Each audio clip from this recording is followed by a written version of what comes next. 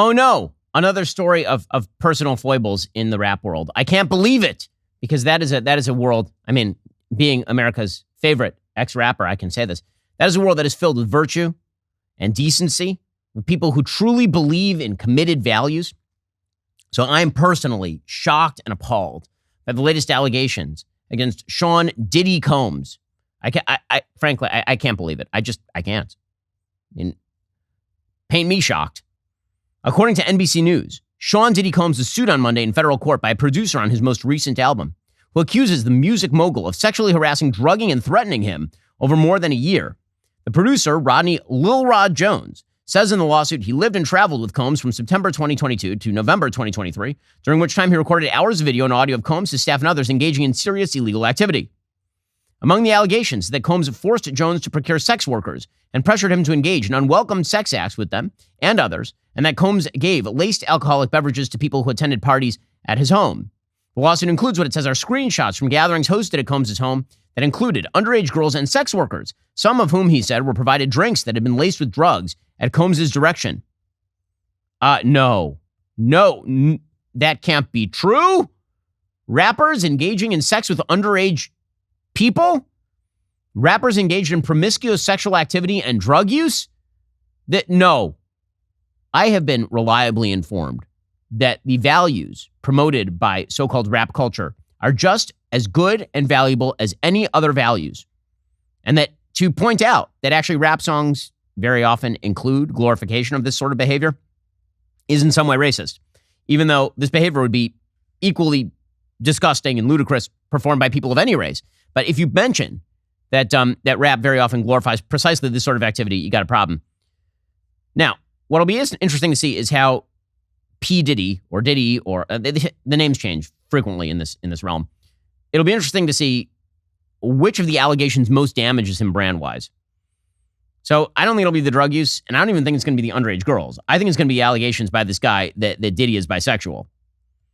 Jones alleges that Combs sexually harassed and assaulted him while he lived with him at Combs' homes in Florida, LA, and New York, as well as on a yacht Combs rented in the U.S. Virgin Island. The harassment and assault included, quote, constant unsolicited and unauthorized groping and touching of his anus.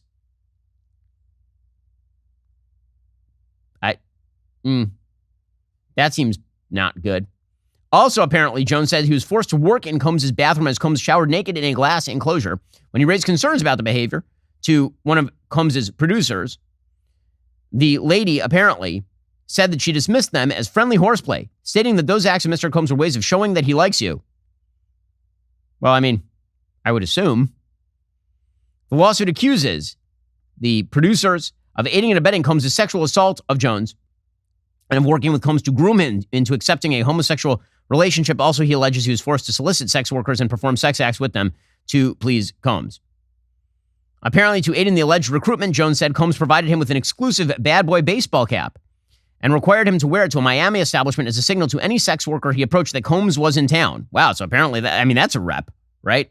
Wear this hat. Every prostitute will know I'm in town. That is a reputation. Apparently, Jones says that he has video and audio evidence to support some of the allegations. Combs has also been sued by 4 women who have accused him of sexual assault. So, again, things going really, really well for Sean P. Diddy Combs.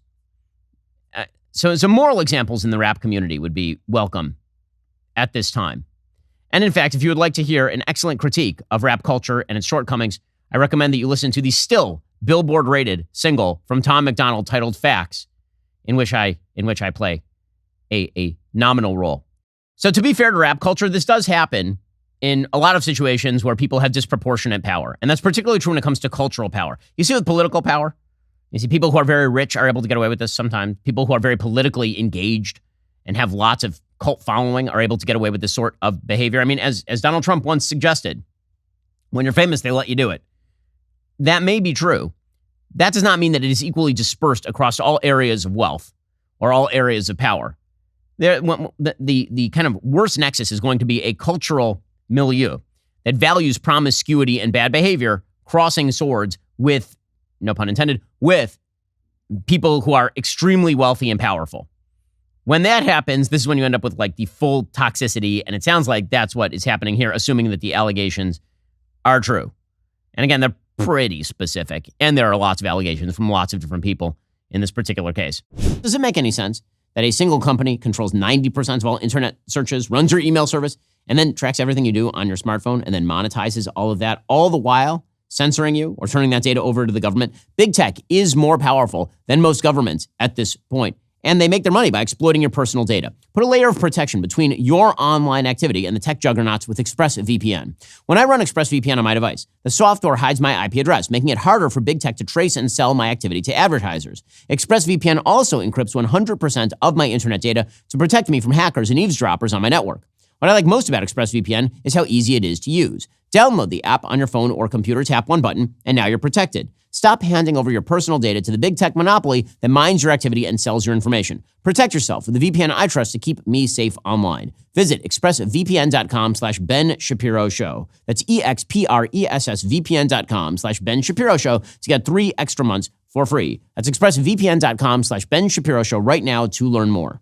And meanwhile, the Biden administration, they know how vulnerable they are, and that is why they are having the EPA actually delay a key climate rule, and then they're making up a reason why they're doing that. According to the Washington Post, the Environmental Protection Agency plans to delay final limits on planet-warming emissions from gas-fired power plants to significantly strengthen them, the agency announced on Thursday. The decision means the rule won't be finalized until after November. So why exactly did that get delayed, right? This is a big priority for the environmentalist, very green Biden administration, is to get the EPA to basically shut down gas-fired power plants. Now, the reason they're not doing it is pretty obvious. If the energy prices go up, Joe Biden could lose the election. So instead, the EPA is going to make up another excuse. The move comes in response to pleas from environmental justice groups, which said the rule was not protective enough of disadvantaged communities that have breathed unhealthy air for decades. Communities of color in low-income neighborhoods are disproportionately located near gas plant smokestacks and other sources of industrial pollution. It also comes as Biden tries to sell voters on his climate record during a bruising re-election campaign against Donald Trump. So in May 2023, the EPA issued a proposed rule that called for drastically curbing greenhouse gas emissions from existing coal plants, existing gas plants, and new gas plants. The agency said Thursday that they are still on track to finalize the rule for existing coal plants and new gas plants in April, but it said the rule for existing gas plants would take longer. So why? They're pretending that's because they're environmentalists, but you may notice something. The reason that they are putting a bunch of pressure on existing coal plants is because most energy is not coming from existing coal plants. And the reason they can put pressure on new gas plants is because that's not going to manifest until after the election anyway. So what is the one area of the law where the EPA is avoiding issuing a ruling? On the stuff where you mostly get your energy, which is the existing gas plants. And then the pretending is for environmentalist reasons. That is a lie. They know that their environmentalist nonsense is really, really unpopular with Americans. Americans like to pay verbal homage to the idea that they care deeply about the climate. But when it comes time to actually pay up in any serious way, Americans are not into it, especially because they know that whatever marginal sacrifice they make is going to be offset by whatever increased emissions China and India then provide to the world. And it turns out that the climate is global. And that no matter how much you cut your emissions, if China and India are making up more than that amount, all you're doing is destroying your own economy so China and economy can grow theirs. So Joe Biden knows that, and his people are smart enough to tell him, dude, you really, really cannot have a massive inflationary spiral on energy prices going into an election cycle. Are you tired of the lies and the twists of the mainstream media talking points? Yeah, me too. Join me in my newest series, Fact, where I dismantle and bring truth to this tiring mainstream agenda.